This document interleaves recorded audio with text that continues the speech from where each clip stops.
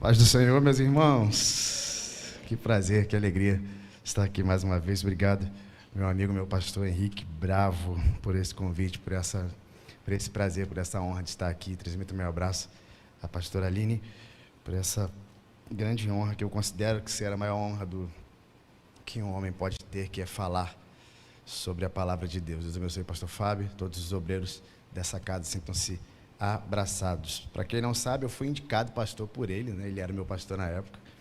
E aí ele falou assim: cara, você tem um chamado. Eu falei: tenho? Ele falou: tem. E aí ele foi um facilitador para que isso acontecesse. E eu sou grato a Deus pela sua vida, pelo homem que o senhor é, pelo pai que o senhor é, pelo pastor que o senhor é. Se eu for metade do homem que o senhor é, eu já estou realizado. Que Deus te abençoe. Pega a sua Bíblia, por favor. Quero ler com você a carta que Paulo escreveu a Filemon. Abra aí, por gentileza. Pastor, pelo amor de Deus, como é que se encontra isso? Encontre Hebreus. Se você encontrar Hebreus, você volta a uma. Se você encontrar Timóteo, você avança duas. Encontrou Hebreus, volta a uma. Encontrou Timóteo, avança duas. Pastor, não encontrei Hebreus. Aí pega, né? Vamos lá, vamos encontrar Hebreus. Pastor, enquanto você encontra, eu sou casado com a irmã Thaís, nós temos 2 bebês, um de 4 e um de 5 anos, que são altamente pentecostais.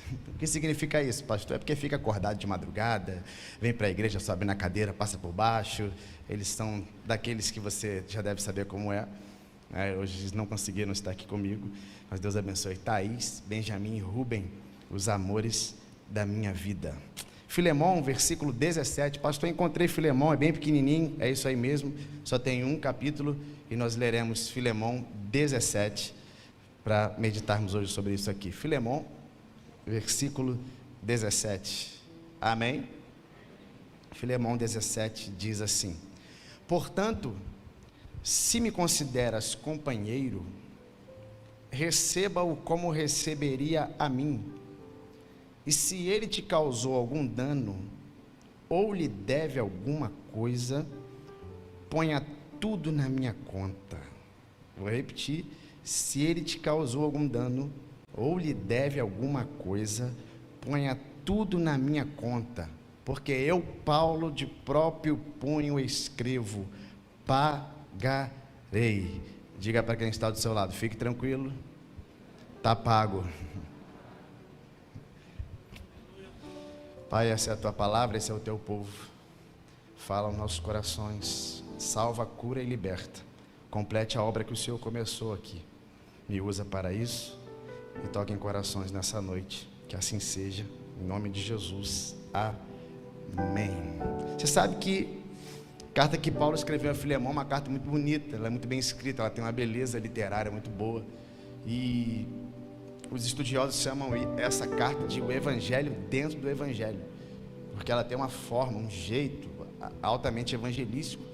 E alguns fazem até um trocadilho com o nome, chamando Filemon de o filé mignon da Bíblia, porque ela tem uma parte nobre, né, dentro de outras partes que também são nobres. E ela é uma carta muito simples. Se você nunca leu, você vai ver lá que só tem 3 personagens, que é um escravo, um senhor e um amigo. Você pode repetir? Um escravo, um senhor e um amigo. Você vai ver pela carta que o apóstolo Paulo, ele é o amigo que está escrevendo para um senhor, falando de um escravo. Então você vai ver que Paulo, ele é um amigo que está escrevendo para um senhor, falando de um escravo. E pela leitura da carta você vai ver que existe um homem lá chamado Onésimo. Esse homem chamado Onésimo, ele é escravo de Filemon, e Filemon é amigo de Paulo. Então Onésimo, ele é escravo de Filemon, e Filemon é amigo de Paulo. E pela leitura você vai descobrir também que um dia Onésimo, ele resolveu fugir da casa do seu senhor Filemon. Onésimo não quer ser mais preso, Onésimo não quer ser mais escravo, ele não quer ficar naquela condição de servidão, e ele fala assim: cara, eu vou embora, eu vou fugir desse lugar, eu não quero ficar mais aqui. Só que Onésimo foge e ele tem uma motivação boa. Qual é? Não ser mais escravo e ser um homem livre.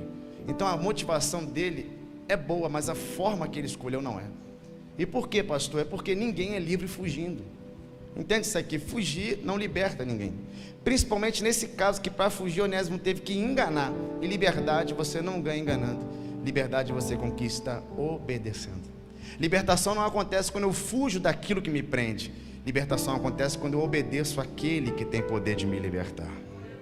Eu não sei se você sabe, mas nessa época aqui existia uma lei dos 7 anos. Você vai ver lá, Êxodo capítulo 21, ele fala sobre essa lei. Deuteronômio, ele repete a lei. Que lei é essa? É que um homem poderia ser escravo de outro homem por 6 anos, mas no 7º ano ele seria livre. Ou seja, um homem ia trabalhar para outro homem durante 6 anos ininterruptos, e quando acabasse esse tempo de trabalho, ele seria livre, ele poderia ir embora, ele poderia escolher ir para qualquer lugar. Porém, a lei também diz que se esse homem que trabalhou 6 anos, porventura amasse a casa do Senhor, ou amasse o Senhor da casa, ele poderia optar por sua livre e espontânea vontade em ficar na casa do Senhor. Porém, se ele permanecesse na casa do Senhor, ele teria que passar por um procedimento, ele teria que ser marcado. E é daí que vem a expressão escravo de orelha furada, porque a marca que ele carrega ia dizer que ele não está na casa por obrigação, mas está na casa porque ama a casa e ama o Senhor da casa. Você sabe qual é a verdade? A verdade é que ninguém obriga a gente a vir aqui. Ninguém te obriga a fazer campanhas, a participar de cultos regulares. Ninguém te obrigou a vir hoje de manhã na ceia, nem estar aqui à noite. Ninguém foi na tua casa e falou assim: olha, você está obrigado, você precisa estar lá hoje, senão vai acontecer isso. E se isso não acontece, você não foi obrigado a estar aqui. É verdade, pastor, ninguém me obrigou a vir aqui. Então por que eu vim? Veio porque é marcado. Gosto daquela palavra que Jesus prega um pouco mais forte, e os discípulos começam a ir embora, e Pedro fala uma coisa que só quem é marcado pode dizer: a quem iremos nós, se só tu tens palavras de vida eterna. Gosto quando Paulo está escrevendo a carta aos Romanos, e antes dele dizer que é apóstolo, que é discípulo, ele fala eu, Paulo, e antes dele falar que é apóstolo, discípulo ou escolhido, ele diz: eu sou escravo de Cristo. Pastor, como é que Paulo pode pregar liberdade sendo escravo? É que está fazendo referência à lei, está dizendo: eu sou escravo porque eu escolhi ser escravo. E quando colocaram ele na parede, ele disse: não me inquietes, porque o que eu trago em mim são as marcas de Cristo. Ou seja, sou escravo porque quero, prego o evangelho porque quero, e se sou preso para a honra e glória do nome dele. Eu vim pregar para uma geração de gente marcada aqui, gente que está dizendo: pode vir afronta, pode vir problema, pode vir dificuldade financeira, pode vir situações complicadas, pode vir política diferente, mas se tem a marca, não sai da casa e da presença do Senhor da casa. Será que tem alguém aqui que carrega a marca, que está dizendo: pastor, aconteça o que acontecer, venha o que vier, mas eu estou na presença daquele que me chamou e me amou e mudou a minha história? Será que tem uma geração de gente marcada aqui hoje, que não sai da casa e nem da presença do Senhor da casa? Eu gosto de Jacó. Jacó é um cara que mentiu para o pai, enganou o irmão, fugiu para a casa do tio, ficou 14 anos lá, casou, resolveu voltar para casa. Quando ele está voltando, ele entra num lugar chamado Val de Jaboque, um vale. E quando ele entra nesse vale, um anjo entra com ele. Ele agarra o anjo e começa a cantar: precisa de uma bênção, não vou desistir, sem ela eu não vou sair daqui. Sabe que ele está cantando, agarrando o anjo, a luta durou a noite inteira. Mas eu arrisco te dizer, pastor Henrique, que essa luta era para durar 1 segundo. E por que durou a noite inteira? Porque tinha divergência de ideias.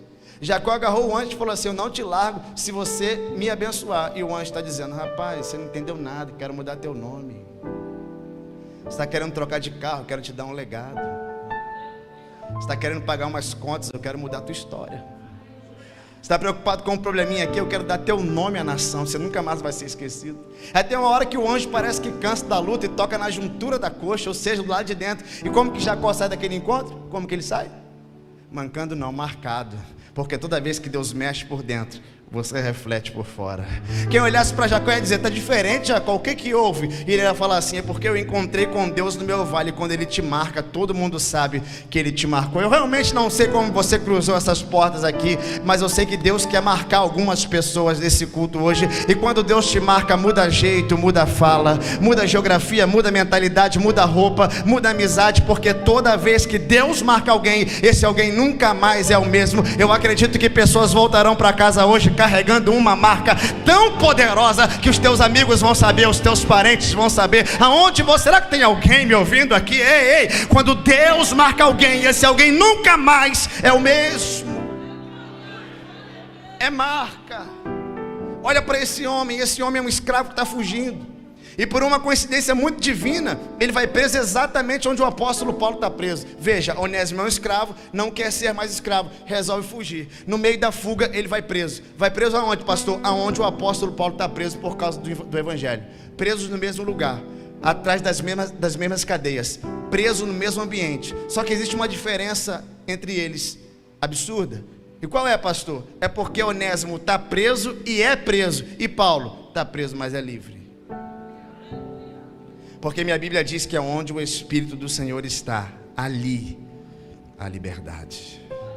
Te dar um exemplo aqui, Atos capítulo 16. Paulo, ele vai preso agora com Silas, no cárcere inferior. A Bíblia diz que eles estão presos lá embaixo. E por volta de meia-noite, você conhece o texto, eles começam a adorar a Deus. Acontece um terremoto, os alicerces da prisão se movem, as cadeias caem. Quando isso acontece, o carcereiro que está do lado de fora pega uma espada, um punhal para se matar. Pastor, ele faz isso por quê? Porque o preso é responsabilidade do carcereiro. Se o preso foge, o carcereiro paga com a vida. Então ele pega um punhal para se matar, e quando ele vai fazer isso, ele escuta uma voz que sai de dentro da prisão. É Paulo dizendo, ele diz, não faça tal coisa, porque ainda estamos todos aqui. Quando ele escuta isso, o carcereiro faz uma pergunta para Paulo que balança a minha alma. Ele fala assim, o que eu faço para ser salvo? Irmão, olhe para cá.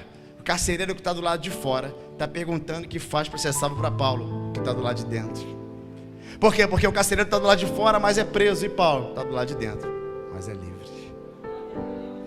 Quem sabe você não está se perguntando assim, pastor, como é que um terremoto cai numa prisão, balança a alicerce, quebra a cadeia e ninguém morre? Já me perguntaram isso uma vez. Sabe aonde, pastor? Em Oaíba, dando aula para adolescentes. Atos capítulo 16, eu estava dando aula, um adolescente virou e levantou a mão. Eu falei, fala meu filho. Tinha uma salinha lá em cima. Eu falei, fala meu filho. Ele falou assim, ô Miguel, por que o terremoto balançou o alicerce, quebrou a cadeia e ninguém morreu? Eu olhei para ele e pensei assim, adolescente miserável. Falei, não sei lá, meu filho, por que você está perguntando isso?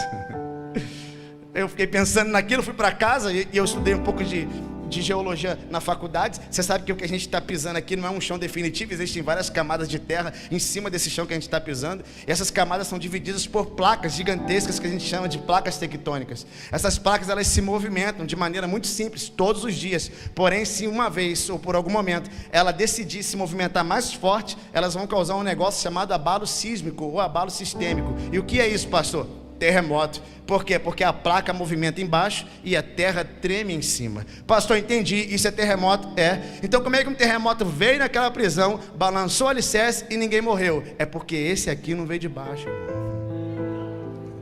Porque quando o terremoto vem de baixo, as pessoas ficam presas nos escombros. Quando ele vem de cima, elas são livres.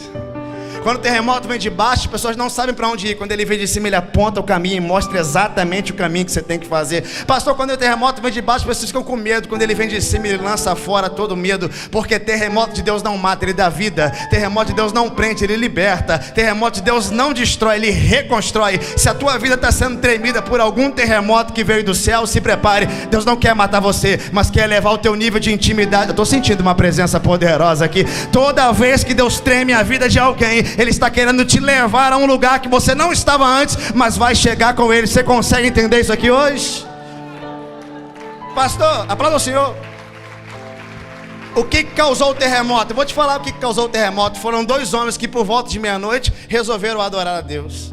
Porque quando você decide adorar a Deus, no meio do teu vale, você está causando terremotos, abalos em pessoas que estão à tua volta e não conhecem o Deus que você serve. Eu já trabalhei com gente que não era crente. Eu sentava numa mesa, do meu lado tinha um espírito e do outro lado tinha um ateu. Quando acontecia alguma coisa ruim, eles me confrontavam e me perguntavam, e aí, onde é que está o teu Deus agora? E eu respondi, ele está no mesmo lugar, no alto e sublime trono. Eu já morei com gente que não era crente, meus parentes, eu sou o segundo crente da minha família, até hoje ninguém mais se converteu. Eu estava lá em casa, eu lembro que eu chegava às vezes em casa com um problema e alguém me perguntava, e aí, como é que vai ser agora? E aí eu respondi a mesma coisa de sempre, eu sei que o meu Redentor vive e que por fim se levantará sobre a terra. Quando você decide adorar no meio dos teus vales, é o teu vizinho que sabe que você é crente, ele não é, mas que quando bota o ouvido na janela, quando passa em frente à tua casa ou do teu apartamento, escuta louvor saindo lá de dentro, e a primeira coisa que ele pergunta é, como é que ele pode adorar numa hora dessa? Como é que ela pode dar glória a Deus Deus num momento como esse. Eles são abalados pela tua adoração, porque aqui ainda tem uma geração que não precisa de porta aberta para adorar, que não precisa de carro novo, de conta cheia no banco, porque não está adorando por aquilo que Deus faz, mas por aquilo que Deus é. Você ainda tem uma geração que ainda está fazendo isso, que não precisa ver Deus fazer, que não está preocupado se Deus vai operar ou não, mas eu entro por aquelas portas todo domingo, levanto a minha mão e digo: exaltado seja o meu. Você tem alguém para me ajudar a adorar a Ele aqui? Uma geração que adora em espírito e em verdade. Ei. Então escute. Onésimo vai preso com Paulo. E veja que trajetória, pastor Henrique, essa trajetória é fantástica. Por quê? Onésimo fugiu para não ser mais escravo e acabou sendo preso. E dentro da prisão ele descobriu a verdadeira liberdade. Onésimo fugiu para não ser escravo de Filemon e acabou se tornando escravo de Cristo. Porque a nossa liberdade não está pautada nos lugares que nós andamos, mas ao Senhor que nós servimos. Porque a minha Bíblia diz que se o Filho do Homem vos libertar, verdadeiramente sereis livre. Você nunca parou para pensar nesse versículo, não? Já fiquei com ele 2 meses agarrado, pastor Fábio. Por quê? Porque a Bíblia diz assim, ó: se o Filho do Homem vos libertar, verdadeiramente sereis livres. Se não tivesse verdadeiramente aqui, não iria mudar o sentido do texto. Ó, se o Filho do Homem vos libertar, você é livre. Ok, eu ia acreditar, mas a Bíblia diz verdadeiramente livre. Por que a Bíblia diz isso? É porque tem gente que acha que é livre, mas é presa. Presa aos seus medos, presa aos seus vícios, presa a um problema que aconteceu lá atrás, preso a um trauma, preso a alguma coisa. E quem está falando para você aqui é um ex-presidiário do mundo. Nunca fui preso em cadeias físicas, mas já fui preso em cadeias espirituais. Já andei preso por aí. E quando coloca a cabeça no travesseiro, você descobre: é verdade, eu estou preso a esse problema, eu estou preso a isso aqui, eu estou preso a essa situação, eu estou preso a esse pecado. Mas que bom que você veio aqui hoje. Por quê, pastor? Porque aonde o meu Deus entra, cadeia nenhuma pode permanecer. Você entrou no lugar da liberdade. Você entrou no lugar onde as cadeias caem, os problemas são resolvidos, aonde o sobrenatural está se movendo. Será que tem alguém me entendendo aqui? Você entrou num ambiente onde tudo pode ser transformado. Eu quero declarar isso sobre a tua vida. Se alguma cadeia te prende hoje, em nome de Jesus, hoje você será verdadeiramente livre e vai levar a liberdade para casa, porque aonde Deus entra, cadeias não permanecem. Você consegue entender isso aqui? E veja que agora ele estava preso, mas estava livre. Eu gosto porque eu imagino a conversa deles: olha, você quer aceitar Jesus? Ele fala: eu quero, mas eu sou escravo. E ele diz: tá bom, você vai voltar lá e vai resolver. Porque aquele que confessa, né, e deixa, alcança misericórdia. Ele fala: você vai resolver, mas eu conheço o teu Senhor e eu vou escrever uma carta para ele. Eu vou respaldar você. E aí Paulo começa a escrever uma carta e ele diz: ô Filemão, recebe Onésimo aí. Ele para mim, ele diz um pouquinho antes, porque ele para mim é como um filho que eu gerei nas minhas prisões. Irmão, olha para cá, o cara está preso, amarrado, mas está gerando. Deixa eu falar isso aqui para quem tem ministério. Não tem nenhuma cadeia humana que possa impedir a gestação do ministério de alguém. Porque quando Deus decide fazer alguém gerar, nada pode parar aquilo que Deus começou. Você consegue visualizar? Eu gero coisas boas, eu gero coisas poderosas. Nós é que temos o poder de fazer isso. Eu não recebo palavra negativa não, irmão. Eu prego por aí, de vez em quando vem uns profetas, pastor, com cara de mal na minha direção. Aí fala assim: eu via que você ia atravessar um grande deserto. Aí eu falo: está repreendido. Teve um que falou assim: eu via você parado com uma maleta na mão, um deserto que não tinha fim. Eu digo assim: tá amarrado, não vou passar deserto nenhum não. Só recebo palavra boa, irmão. Teve um profeta uma vez que falou assim: eu via você viajando, no outro dia eu comprei uma mala. Minha esposa falou: vai para onde? Eu falei: não sei, o profeta não disse. Eu só recebo. Quando eu acordo de manhã, eu pego meus 2 filhos, boto na minha frente e falo assim: ó, vem cá, repete comigo, você é bonito? Ele fala: eu sou bonito. Fala: eu sou saudável. Fala: eu sou saudável. Eu sou inteligente, eu sou inteligente. Pastor, tá robotizando os meninos? Não, estou profetizando. Quando alguém disser para ele assim: você é burro, ele vai falar: mentira, meu pai falou que eu sou inteligente. Eu tenho um filho mais velho, meu filho mais velho é autista, bem. Ele faz uma terapia todo sábado. Outro dia eu fui buscar ele lá na terapia. Quando eu entrei na terapia, a terapeuta veio, falou, deu um carrinho para ele de presente, falou, aqui Benjamin, fala pro seu pai como foi legal a terapia hoje, quantas coisas você não aprendeu aqui hoje com a gente. Benjamin olhou para ela, olhou para mim, olhou para ela, olhou para mim, olhou para cima e falou assim, a Deus a glória. Ela virou e falou assim, que expressão é essa? Não entendi, o que ele está querendo dizer? Eu falei, a senhora não entendeu não? Eu vou te explicar o que ele está dizendo. Ele está dizendo que aprender alguma coisa com você, ganhar esse carrinho e estar aqui nesse momento não tem a ver contigo, não tem a ver comigo, mas tem a ver com aquele. Ele já consegue entender que todas as coisas provêm dele. Eu lembro quando eu peguei o diagnóstico dele e alguém falou assim, eu liguei para meus parentes e falei assim, olha, realmente a gente tinha razão, ele é autista. E a minha parente mais próxima virou e disse assim, pena que agora ele vai ficar dependente de você a vida inteira, né? E eu olhei para ela e falei, mentira, vai crescer, vai casar, vai ter ministério, vai ter filhos, vai ser independente, vai se formar, vai fazer faculdade, vai dar certo, porque palavras negativas não são maiores do que palavras proféticas. Será que entrou alguém aqui com vontade de gerar alguma coisa nesse tempo? Alguém com vontade de profetizar sobre uma muralha de problema, alguém com vontade para dizer, quem saiu vai ter que voltar para casa, o que está dando errado vai dar certo, eu consigo ver uma luz no fim do túnel. Será que tem alguém para gerar alguma coisa poderosa aqui? A Devec Alphaville, eu vim fazer você gerar algo poderoso. Ei, você precisa gerar. Olha Paulo preso, amarrado atrás de cadeiras e gerando. E ele diz mais, ele fala assim, ô Filemão, recebe ele aí. E olha o que ele diz, porque antes ele era para você inútil, mas agora é útil. Irmão, olha o que Paulo está dizendo, quando ele era teu escravo, ele era inútil, mas agora que não é mais teu escravo, é útil.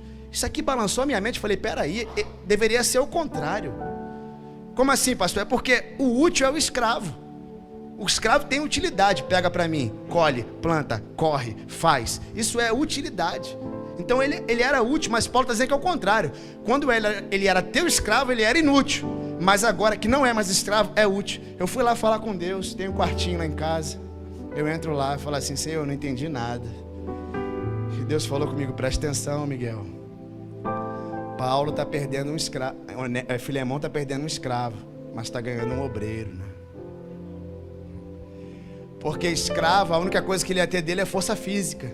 E quando ele ficasse velho, não ia trabalhar mais. Mas obreiro trata de coisas da eternidade.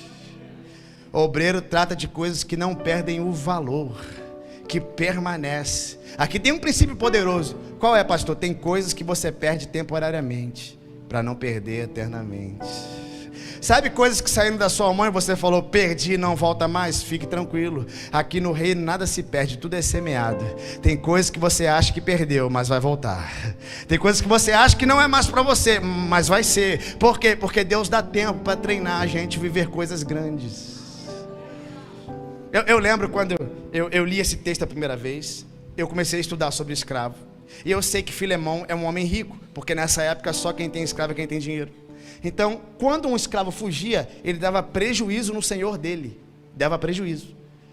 Então, quando eu li isso aqui a primeira vez, eu vi Onésimo fugindo, vi Onésimo entrando na prisão, vi Onésimo recebendo Cristo com Paulo, e vi Onésimo voltando para casa e ficando tudo bem. Na minha justiça própria, eu pensei, peraí, o cara foge, dá prejuízo no Senhor, e agora ele volta e fica tudo certo. Eu falei assim, Senhor, Onésimo não merecia isso aqui não. E Deus começou a falar comigo assim, e você, Miguel, merecia? A EDVEC tem 16 igrejas no Parque Proletário da Penha. 16, eu já preguei em todas elas. E elas estão no meu coração. Há uns meses atrás, pastor, eu fui em uma. O carro nem vai lá, para o carro embaixo e vai subindo de escada na comunidade. Aí eu subi lá em cima. Pensa tu subindo 30 degraus, irmão. Não, era mais de 30, muito mais. Aí eu cheguei lá em cima daquele jeito, né? Aí uma senhorinha pegou na minha mão e falou, tá cansado, pastor? Uma mulher de quase 80 anos de idade, eu olhei para ela, falei assim, irmã, como é que a senhora chegou aqui em cima tão rápido? Ela falou assim, eu subo isso aqui há 30 anos, pastor. Eu falei, amém. Cheguei cedo na igreja, entrei, pastor não estava. Um obreiro me recebeu, pensa num cara, a mão dele quase abraçou meu braço. Falou assim: paz, pastor. Falei: paz, amigo, tudo bem? Ele: tudo, você toma um café comigo, pastor? Eu falei: tomo. Sentei com ele. Quando eu sentei do lado dele, ele olhou para mim e falou assim: pastor, o senhor sabia que eu já fui preso? Aí eu virei para ele e falei assim: uma ótima coisa para você me falar aqui em cima na comunidade. Obrigado, viu? Eu estou muito desconfortável com essa informação. Mas como eu já estava lá, eu falei: vou pagar para ver. Me fala aqui, você foi preso por quê? E ele falou assim: pastor, eu era líder de torcida de futebol. Eu tinha 120 homens na minha torcida. E um dia a minha torcida brigou com uma outra torcida no Maracanã. Eu não estava nem lá, pastor, mas alguém da outra torcida morreu. Eu fui preso. E a minha esposa foi falar com a juíza. E a juíza falou: ele vai pegar 20 anos. Pastor, eu saí da delegacia e fui para o presídio. Quando eu entrei no presídio, um homem me recebeu, apertou minha mão e falou assim: Pai do Senhor, varão. Eu não sabia o que ele estava querendo dizer, mas eu sentei do lado dele. Ele começou a pregar para mim, pastor. Eu me converti. Ele disse assim: eu me converti do dedo do pé até o último fio de cabelo da minha cabeça. E aí eu fui para o canto da cela e fiz uma oração. Falei: o que você orou? Ele disse: Senhor, se o Senhor me permitir sair vivo dessa cadeia, eu te sirvo o resto da minha vida. Nessa hora eu já estava chorando, né, irmão? Não aguento. Aí ele falou assim: pastor, no dia do meu julgamento a juíza ficou doente. Veio um juiz substituto. Ele sentou na minha frente e falou assim: você é o preso fulano de tal? Ele falou: sou. Tá errado, você não vai pegar 20 anos. Eu estou te dando 2 anos. No primeiro ano você vai e volta no regime semiaberto. E no segundo ano vou colocar em você uma tornozeleira eletrônica. Ok? Ok. Bateu o martelo, ele falou: pastor, comecei a ir e voltar. Primeiro ano eu ia e voltava, dormia na prisão. No segundo ano eu fiquei com a tornozeleira. Trabalhei, batalhei, estudei. Até que chegou o dia de tirar. Ele falou que botou o pé em cima da mesa. Eles começaram a tirar a tornozeleira. Tinha um cara sentado numa mesa de madeira do lado. Um homem com um blazer e tal, um terno. E ele virou pro cara, o cara virou para ele e falou assim: você é o preso fulano de tal? Ele falou: sou eu. Por quê? Ele disse: é porque você é o preso de número 1000. Ele: 1000? Ele falou: é número 1000. E você sabe que quando você alcança o número 1000 e você alcança os requisitos, você recebe o indulto do Estado. E ele falou assim: mas o que é indulto? Ele falou: indulto é perdão. E ele disse: mas por que eu quero ser perdoado se eu estou saindo hoje? Ele respondeu: você não está entendendo. Eles vão apagar a tua ficha. Aí ele disse: você quer? Ele falou: eu quero, bota aqui. Quando ele foi ler, estava escrito assim, ó: indulto da graça. Ele disse que pegou o papel, deu para o homem de volta. O homem pegou o papel, botou na gaveta e falou: você está livre. Ele foi embora. 4 meses depois, o pastor deu vontade de ir à praia. Ele falou que pegou o carro emprestado com o cunhado dele, desceu o parque da comunidade. Quando ele virou, tinha uma blitz da polícia. Falou que a polícia olhou para ele e falou: encosta. Ele falou que encostou o carro. Quando o policial chegou perto do carro, olhou para ele e falou assim: eu acho que eu te conheço. Ele disse que olhou para o policial e falou assim: é possível. Então o policial falou assim: ó, antes de eu tirar você do carro, me responde uma coisa com sinceridade. Ele disse: sim. Você tem passagem pela polícia? Ele disse que olhou para a esposa, olhou para o policial, olhou para a esposa e falou assim: tenho não. Ele disse: tá bom, dá o documento aqui.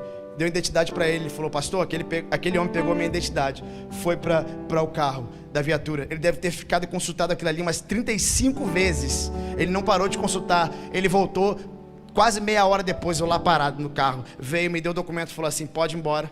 Eu falei para ele: estou liberado. Ele disse: tá, ficha limpa.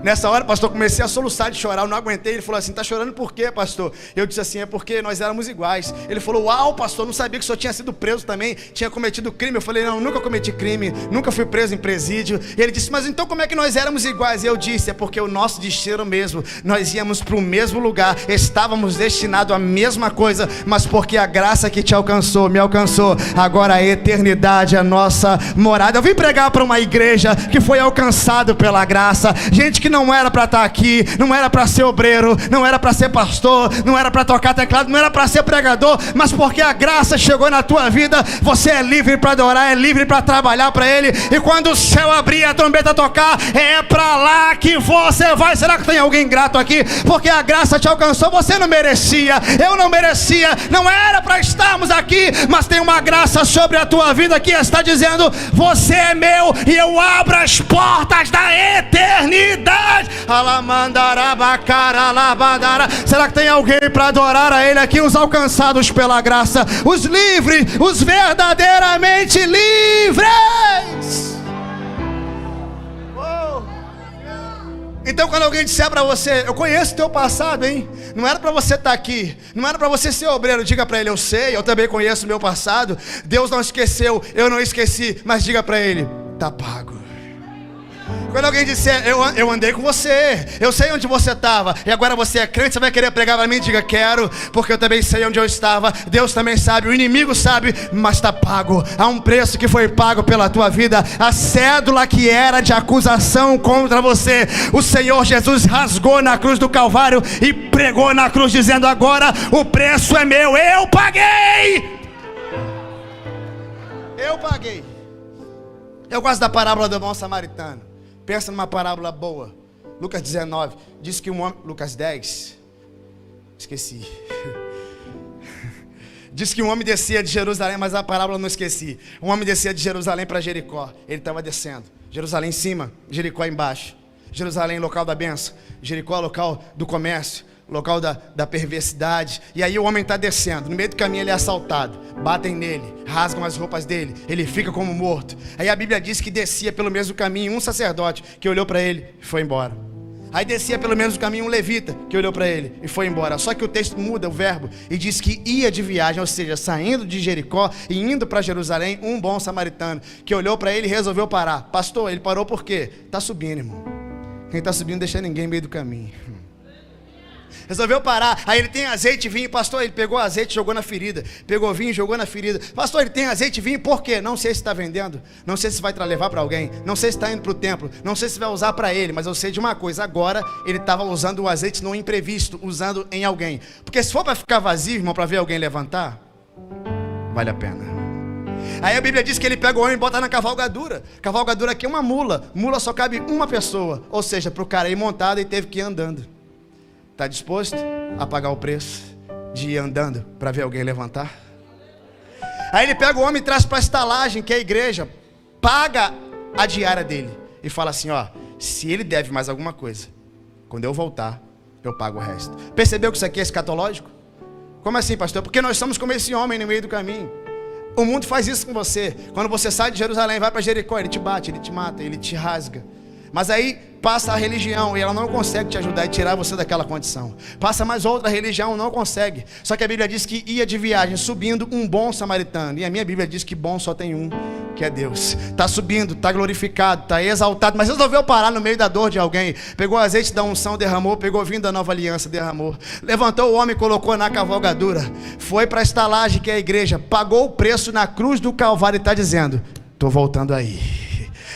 Se ele deve mais alguma coisa, eu estou voltando aí. Se tem uma igreja que acredita que o dono desse lugar está voltando e vai resgatar, será que tem alguém para me ajudar a adorar a ele aqui? Só aqueles que esperam esse grande dia, onde o céu vai se abrir, a trombeta vai tocar, e aqueles que foram lavados e remidos pelo sangue dele, não estarão mais aqui, mas estarão eternamente com o teu Pai. Onde estão aqueles que almejam, que esperam, que anseiam pelo noivo?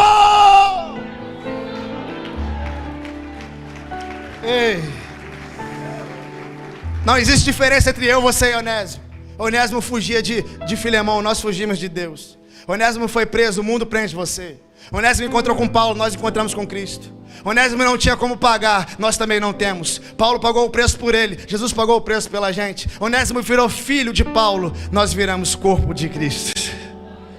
Não há diferença. Existia um homem, acho que em 1748, me lembrei dele aqui agora, um homem chamado John Newton. O que John Newton fazia? Ele fazia mercadoria de escravo.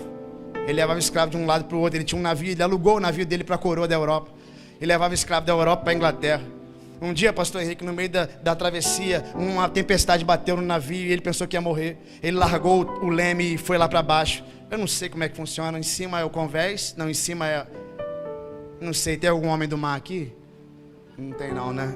Proa e convés, ele foi lá para baixo, ficou lá embaixo. E aí lá no cantinho ele disse que botou a cabeça em cima do lado de uma parede, ficou encolhido com medo de morrer. Mas só que no meio daquele tumulto ele começou a ouvir uma música que vinha do outro lado. Ele falou assim, música? Quem está cantando? Chamou o capitão e falou, capitão, nós estamos prestes a morrer e tem alguém cantando aqui do lado, quem é? E ele disse assim, teus escravos. Ele falou, mas como é que eles cantam numa hora como essa? Ele falou assim, você não sabia? Teus escravos são crentes. Aquilo mexeu com ele, o navio não afundou. Quando ele desceu da terra, ele rasgou a autorização que ele tinha para mercadejar escravos. Foi para casa, sentou na frente de uma mesa, botou um papel em cima, pegou uma pena. E a música não saía da cabeça dele. Ele começou a botar uma letra em cima da música. E enquanto ele escrevia aquela letra, quando ele acabou, a música estava pronta, ele colocou um nome. Qual era o nome? Maravilhosa Graça. A música mais gravada em todo o planeta Terra foi composta, começou a ser composta por homens que estavam prestes à morte, mas na hora resolveram adorar. Só tem uma geração que faz isso: aqueles que sabem o Deus que servem. Só tem uma geração que consegue adorar no meio da dor, no meio do perigo, no meio do problema, no meio da situação complicada. Aqueles que conhecem o Deus que servem e sabem quais serão o seu destino. Se tem uma geração alcançada pela graça, fique de pé no seu lugar, erga as suas mãos. Será que tem alguém aqui que foi alcançado pela graça e está dizendo: pastor, eu não temo a morte, eu não temo as dificuldades, eu não temo os inimigos, eu não temo aqueles que podem matar o corpo, porque eu temo aquele que pode matar a alma, aqueles que são lavados e remidos pelo sangue de Jesus. Erga as suas mãos aí. Eu vim pregar para uma geração de gente alcançada pela graça, verdadeiramente livre, que não está presa ao mundo, mas está aguardando a volta do Rei. Oh, ei, Jesus. Sabe, eu não sei se Onésimo ele chegou em casa, mas eu sei de uma coisa: 2023 anos depois estamos aqui falando de um homem que estava preso, mas foi livre. Quem sabe hoje você não entrou aqui assim, amarrado pelo mundo, preso por cadeias. Mas tem um Deus que está dizendo: eu te trouxe aqui para te libertar. Eu vou mudar a tua história e a tua vida. Eu não sei se você sabe, meu pai se matou quando eu tinha 4 anos de idade. Eu cresci numa família espírita, de católicos e de espíritas. Eu cresci com alguns problemas de personalidade. Eu tinha medo, eu tinha vontade de pular de prédio. Eu escutava uma voz que dizia: faça igual ao seu pai. Só que eu lembro quando eu entrei naquela igreja batista com 30 membros, e alguém começou a pregar, e começaram a cantar uma música chamada Em Espírito e em Verdade. Eu comecei a ouvir. Aquilo mexeu comigo, eu levantei minha mão. E eu lembro que quando eu saí daquela igreja convertido, a voz que eu ouvia dizendo pula era a voz que agora dizia viva. Eu lembro que eu não era casado, eu não tinha nem filho, mas quando eu cruzei aquelas portas, eu já cruzei profetizando e dizendo: a partir de hoje, na minha casa, ninguém mais vai se matar.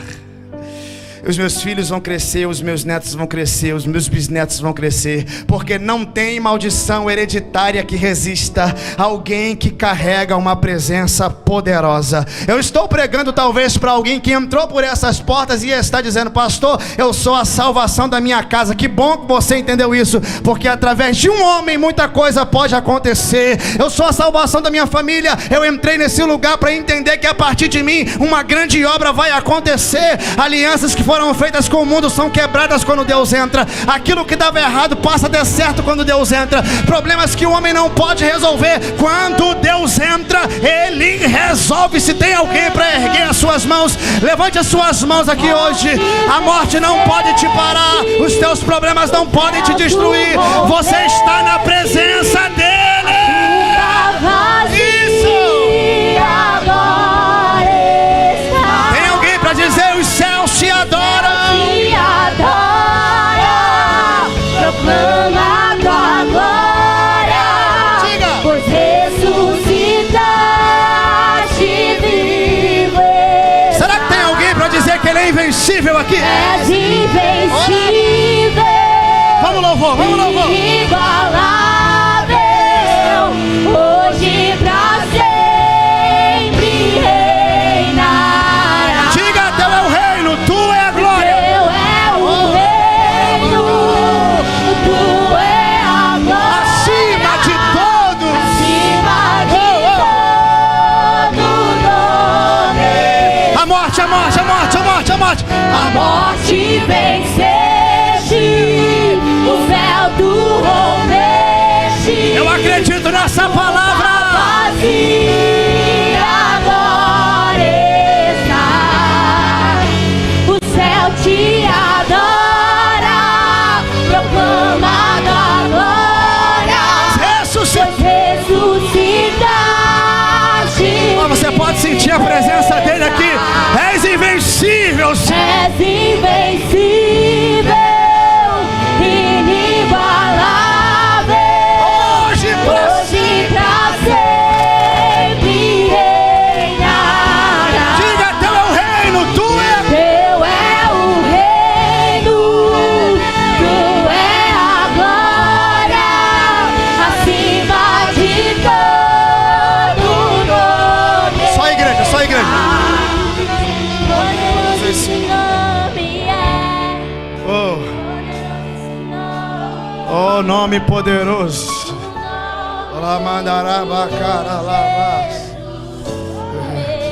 Porque Deus o exaltou e lhe deu um nome que está acima de todo nome. E ele será chamado de Deus forte, Pai da eternidade, Príncipe da paz, aquele que salva, aquele que cura, aquele que liberta, que tem cabelos brancos como a neve, olhos como chama de fogo, pés como latão reluzente, voz como um som de muitas águas. Da sua boca sai uma espada mais afiada que 2 gumes, e virá sentado sobre um cavalo branco, e na sua coxa está escrito Rei dos Reis e Senhor dos Senhores. Poderoso esse nome é, o nome de Jesus. Você pode sentir a presença dele aqui. O Espírito Santo. Onde estão os batizados com o Espírito Santo aqui? Olá, mancho, ora,